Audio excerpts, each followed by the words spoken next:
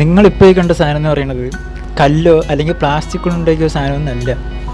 Sweet നമ്മൾ തിന്നില്ല വെള്ള കളറിൽ ബേക്കറിയിൽ കിട്ടുന്ന അതാണ് സാധനം. സംഭവം ഓഫീസിൽ പോയി ഇങ്ങനെ ഇരിക്കുന്ന സമയത്ത് അടുത്തിരിക്കുന്ന ആൾ എന്നാ ഏട്ടാ ഇതാന്ന് കൊണ്ട് തരുന്നു. എന്താ സാധനം എന്ന് പറയുന്നത്? ഇന്നലെ കുറച്ച് പേര് നമ്മുടെ ഓഫീസിൽ നിന്ന് ഇറങ്ങാനുണ്ട്. അവർ ഏതാ ബേക്കറി എന്ന് അറിയില്ല, അവിടെ നിന്ന് വാങ്ങിയ ഈ സ്വീറ്റാണ് സാധനം. അപ്പം അത് എങ്ങനെ കൊണ്ടുവന്ന് തരുന്നു? എത്ര ഇന്നലെ കൊണ്ട് സാധനമില്ലേ?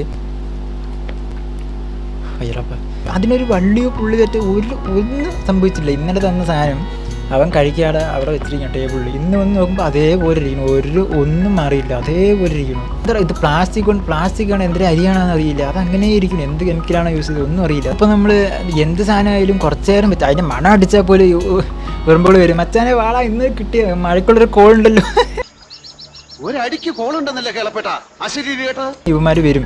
പക്ഷേ ഇത് ഒരു ദിവസം ഉണ്ടായിട്ടും അതിൻ്റെ അടുത്ത ദിവസം വൈകുന്നേരം ഇതിങ്ങനെ ഇരിക്കണം, ഒന്നും പറ്റിയില്ല. ഉറുമ്പിന് പോലും വേണ്ടാത്തൊരു സാധനം. ആദ്യം ഉറുമ്പ് എന്തെങ്കിലും കണ്ട് ആദ്യം വന്ന് ഇത് നോക്കിയിട്ട് ഡ്രസ്സിട്ട് വാട വന്ന് പടകൾ വിളിക്കരുത് ചെയ്യുക. ഇത് വന്നിട്ട് കണ്ടിട്ട് അയ്യോ ഇത് വേണ്ട തിരിച്ചു വിട്ടു. ഇലാമാപ്പഴത്തിൻ്റെ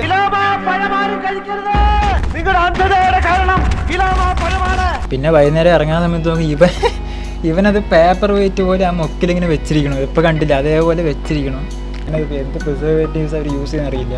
ഷേപ്പിന് ഒരു മാറ്റവും ഇല്ല, അതിന് പൊടിഞ്ഞു പോവുകയോ ഒന്നും ചെയ്യുന്നില്ല. ടേസ്റ്റ് പിന്നെ നമ്മൾ ചാവുന്നതുകൊണ്ട് പേടിയുള്ളതുകൊണ്ട് നമ്മളിങ്ങനെ വെക്കുകയും ചെയ്തു. അതിന് ടേസ്റ്റ് അതേപോലെ ഉണ്ടാവും തോന്നുന്നു, അറിയില്ല.